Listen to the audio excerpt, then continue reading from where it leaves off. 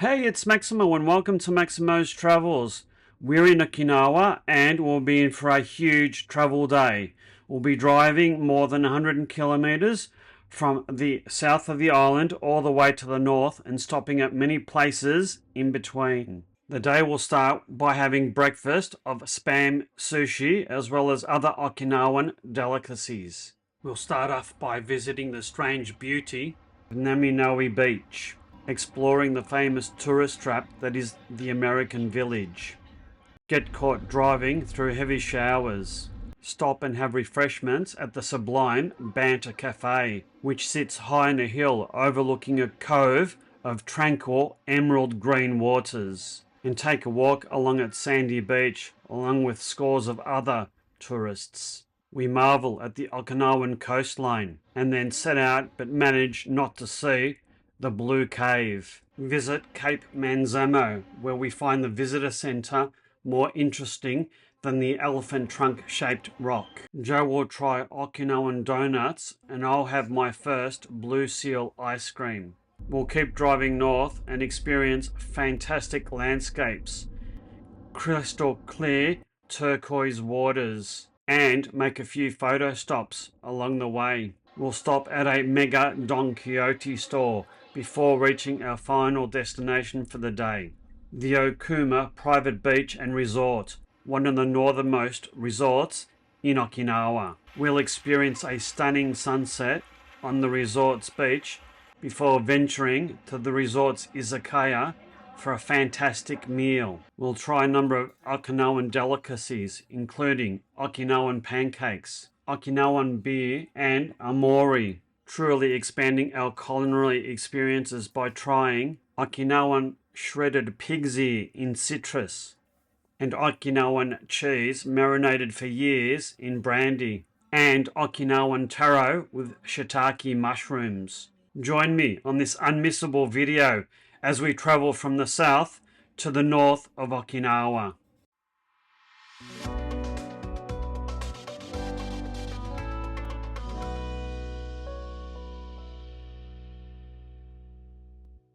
It was our last day in Naha. We had breakfast relatively early. I had my usual spam sushi as well as some Okinawan delicacies for breakfast.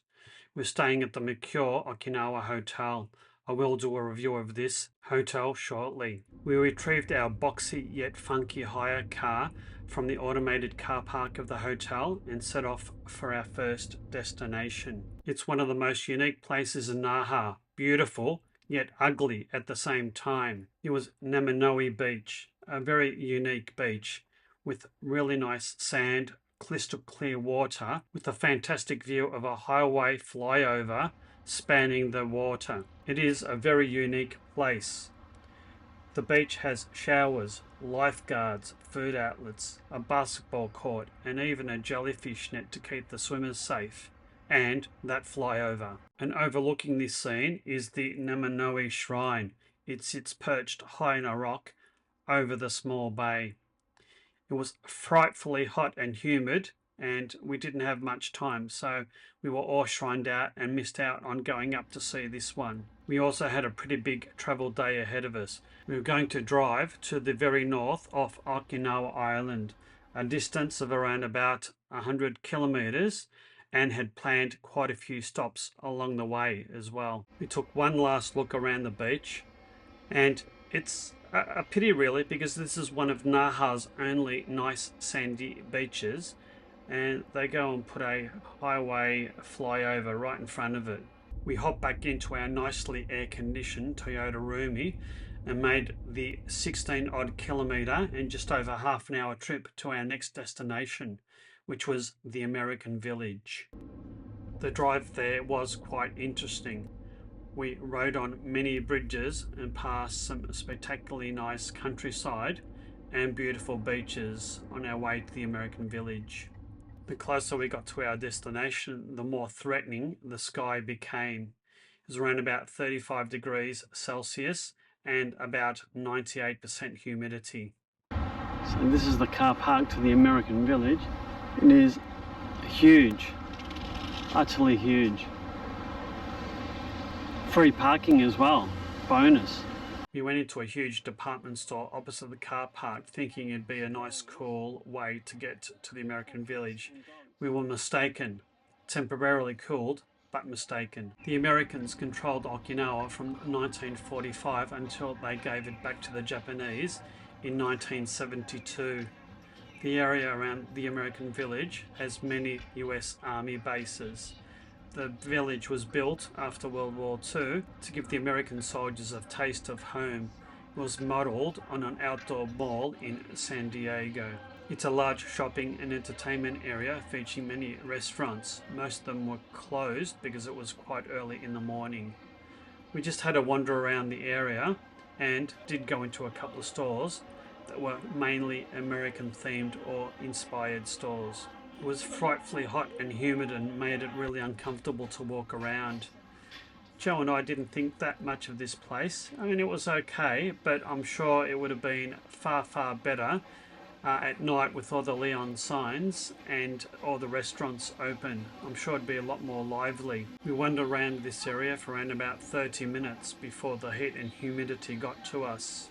We could have gone to a nice seaside promenade that featured many restaurants and shops, but given the heat and humidity, just couldn't make it and thought that most of the restaurants and cafes had probably closed in the morning. Oh well, we'll save it for another time. We made the long hot trek back to the car via some vending machines to stock up on some drinks and rehydrate. If I was to come to the American village again, I'd certainly do it either late afternoon or early evening. I'm sure it'd be much more lively and maybe not as damn hot as it was during this morning. We hopped back in the car and drove around 16 kilometres and half an hour north towards the middle of the island of Okinawa. The skies were increasingly threatening, but the landscape was sublime. We did drive through several heavy showers getting to our next destination, but thankfully it did reduce the temperature a few degrees. Thankfully, the weather did clear up before we reached our next destination, the relatively new Banta Cafe, a very famous Instagram and YouTubers spot. It was off the beaten path. It's out of the way, isn't it? It is a bit. Like in YouTubers, making it famous. Our destination was Banta Cafe, part of the nearby Hoshino Resort.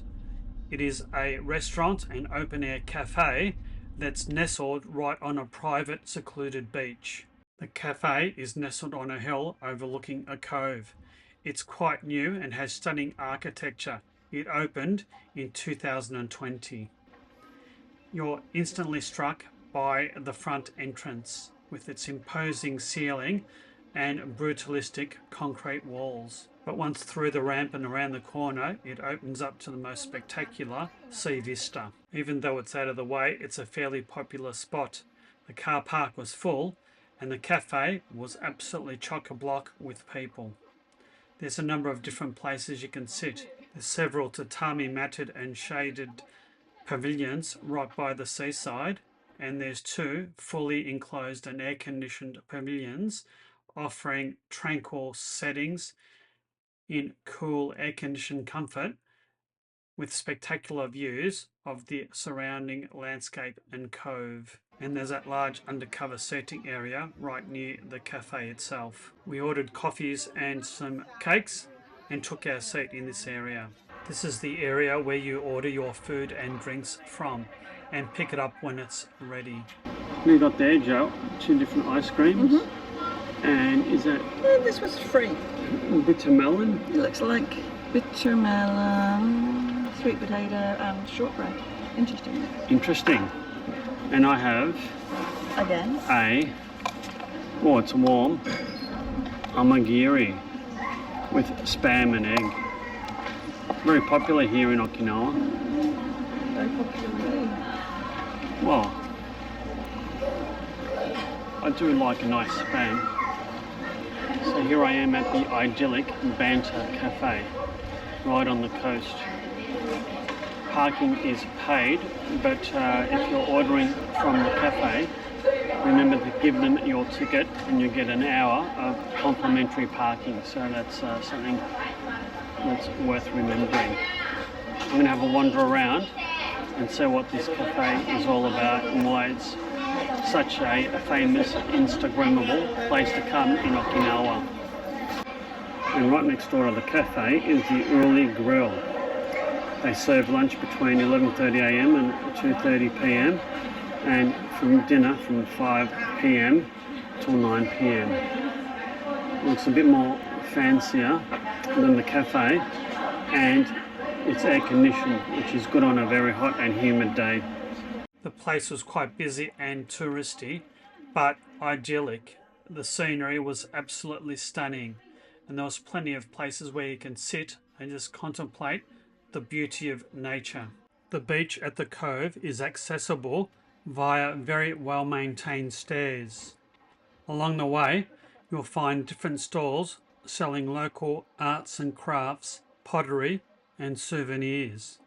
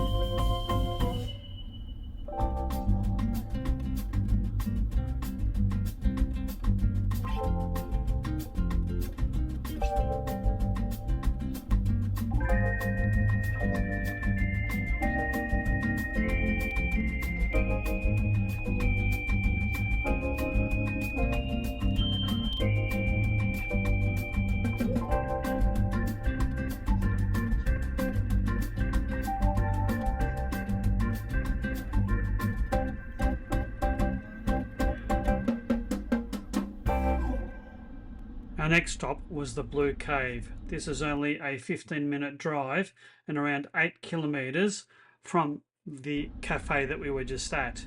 There's a huge car park at the cave, but it only accepts coins. So make sure that you have some coins if you're planning to visit here.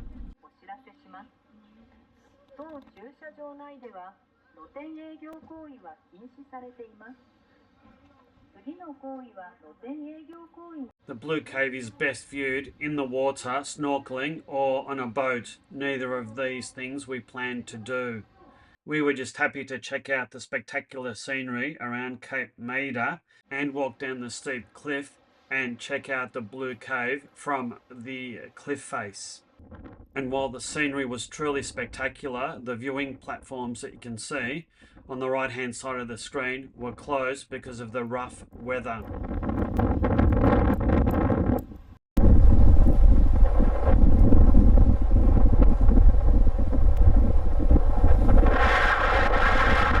It was blowing an absolute gale. And if you're Japanese, let us know what those announcements were all about. We suspect that the path down to the Blue Cave was closed because of the weather, but let us know in the comments. We spent about half an hour here and then headed back to the car. And I've got to say, looking at some of these tsunami signs were a bit disconcerting. Unfortunately, the lookout to the Blue Cave was closed because of rough conditions. This is the view we were expecting to see. I hope you have better luck when you visit. We hopped back in the car and drove on some sketchy back roads until we were able to join the main highway, Route 58, which is very infamous and famous in Okinawa. Our next destination was Cape Manzamo, a journey of 20 minutes and 13.5 kilometres. Route 58 offers spectacular views of the Okinawan coastline. The highway was originally built by the US in the 1950s after World War II. It didn't take us very long to get to the Cape, and I've got to say the car park was new and extensive, and the visitor centre was large, new, and architecturally very pleasing. And as a bonus, the car park was free. I've got to say the whole thing was fancy and very slick. Cape Manzamo was named after one of the kings of the Ryukyu Kingdom. The whole place appears to be run by a private company. Everything is very well marked and signposted. The place is open from 8 a.m. to 7 p.m. and later in summer. Tickets cost 100 yen or roughly $1 Australian. At the end of a well-maintained short path, you'll see the reason so many visitors come here, Cape Manzamo. The cape looks like, well, the trunk of an elephant. It looks quite stunning. It's a pity it was overcast because with a blue sky it would have been quite magical. This is it. There's nothing else here apart from this rock that looks like an elephant. And in some ways, the architecture of the visitor centre is a little bit more appealing than the Cape. Certainly there seem to be a whole lot more tourists in the visitor centre than on the Cape. There was a large souvenir store downstairs and a small food court upstairs that sold, amongst other things, Okinawan donuts. And well, I had to have a Blue Seal ice cream, my first one for the trip, and Joe just had to try some of those Okinawan donuts. What's that, Alex? This is Blue Seal ice cream. It's my first one. What flavour? This is the sweet potato flavour. Oh, okay. See? It's purple. It's slightly pink.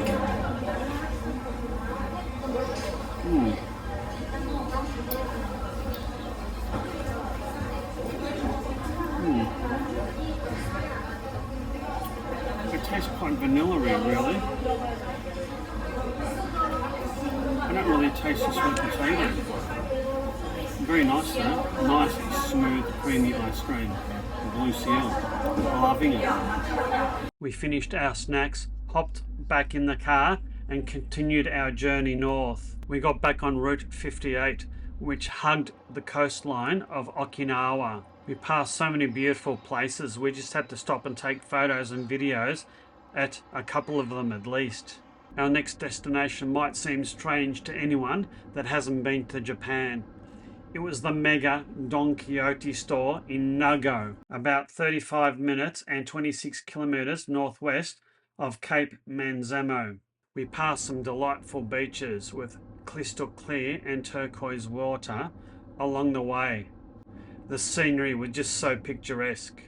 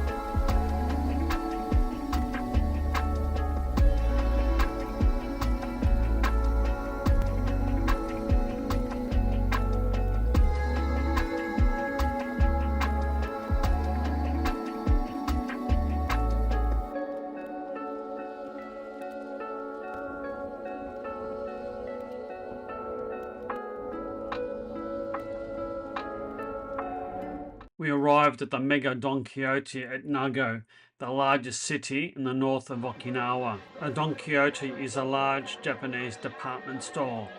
The places are insane. Just the busyness, the sheer volume and range of goods available for sale, and the unrelenting noise just makes it an insane place to shop. It is a unique cultural experience. We were after a couple of power adapters for Japanese power sockets. After some confusion and a lot of wandering around, we finally got some. I narrowly avoided buying some Spam or Orion beer thongs. We hopped back in the car and got back to Route 58 and headed to our final destination, the Okuma Private Beach and Resort, a distance of about 26.5 kilometers and 36 odd minutes away. Again, we passed spectacular scenery and beaches.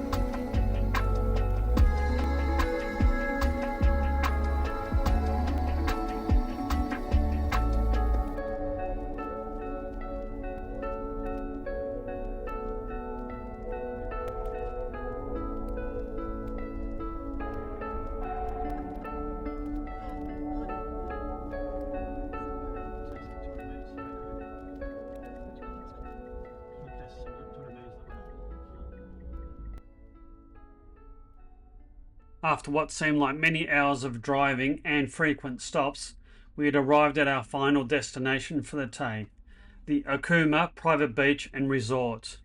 This is one of the northernmost resorts on the island of Okinawa. We pulled into reception and checked in for our 3-night stay at this resort. The resort is absolutely huge and it's fantastic. I will do a review of this in the next week or two, so please stay tuned for that. It was a huge day of touring and we were quite tired, so we found our way to our hotel room, which was very, very nice and spacious, and had a rest for a couple of hours. Dusk was approaching, so we decided to step outside and explore the grounds of the resort. We crossed the road and made our way to the pool and to the beach. It was golden hour and the light on the beach was, well, just magical. What an absolutely splendid place to be. It was just really a piece of paradise. We were really going to enjoy our stay here. We witnessed a spectacular sunset and then walked back to the main resort for dinner. Along the way we passed the luxurious and tranquil main reception area and hall. We had booked dinner at the small izakaya that was located just off the main reception area. We were really looking forward to it. So, Joe, we've come to an izakaya.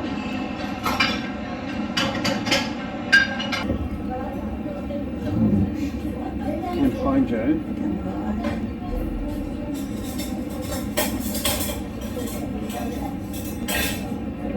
Well, what have you got there?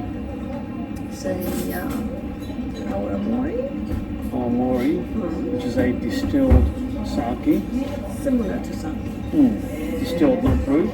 Made from different nuts. Right. And I've got an Orion beer. This is with some citrus.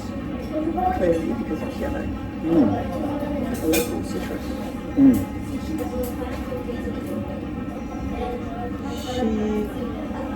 Shikratsa is the citrus. Shikratsa. Looking forward to eating here. Should be good. What have you got there, Joe?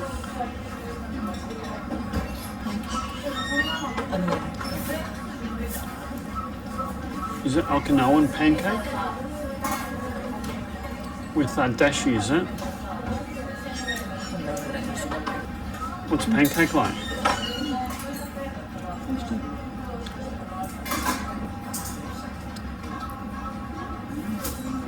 Excellent. So this is my amori sake.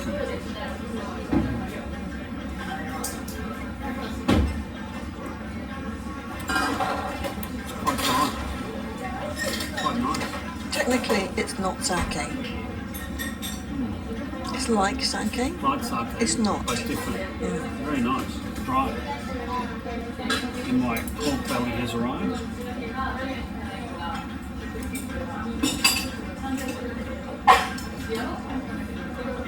Braised pork belly.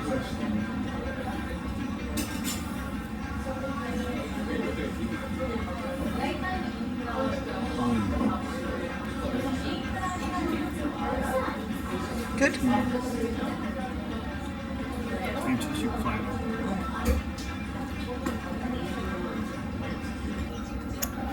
So my second dish has arrived, which is shredded pork ear in a citrus brandy dressing. Interesting.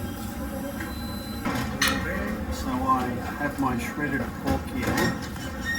It's in a citrusy infusion.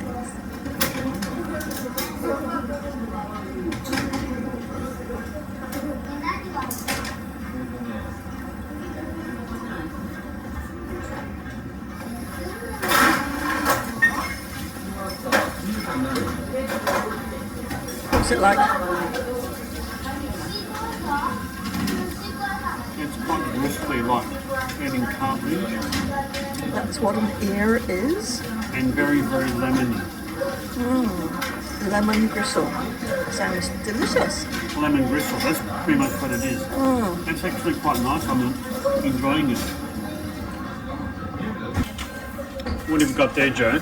It's Okinawan tofu soaked in wine brandy. Brandy, okay. It's not very big.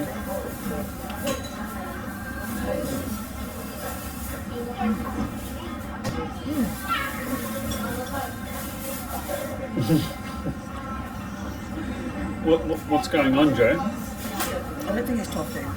You don't? It's tofu. Right. And It does have more of a consistency of cheese. really? So it's cheese soaked in brandy. It's not horrible, it's just very different to what I was expecting it to be. I see. Interesting. Interesting. All right. That's why they probably haven't given you a lot. So it's a cheese soaked in brandy. Sort of. It's very strong tasting Is it? of something. I don't know what. Fair enough. So this is What's this? Okinawa taro with shiitake mushrooms. It's a bit like a dumpling. Or not like a Chinese dumpling, but what? Taste? Texture? Sweet and savoury. Looks a bit like doughy. A little bit doughy, a Yeah. little bit dry. Quite subtle and quite strong in the shiitake mushrooms. Yeah. Interesting. Quite nice. Dinner at the izakaya was superb, and with a couple of drinks each, only cost around 72 Australian dollars. Pretty good value, I think. And that brought the end of another perfect day touring Okinawa. It was long, tiring, and we saw so much on our way up to the resort. We're going to spend the next few days touring the northern end of Okinawa, places where few foreign tourists venture. I do hope you've liked this video. If so, please consider hitting that like and subscribe button. Hit that notify bell so you'll never miss another upcoming video. If you'd like to support my channel, please consider buying me a coffee or hit that super thanks button. And until my next videos from northern Okinawa, you take care and bye now.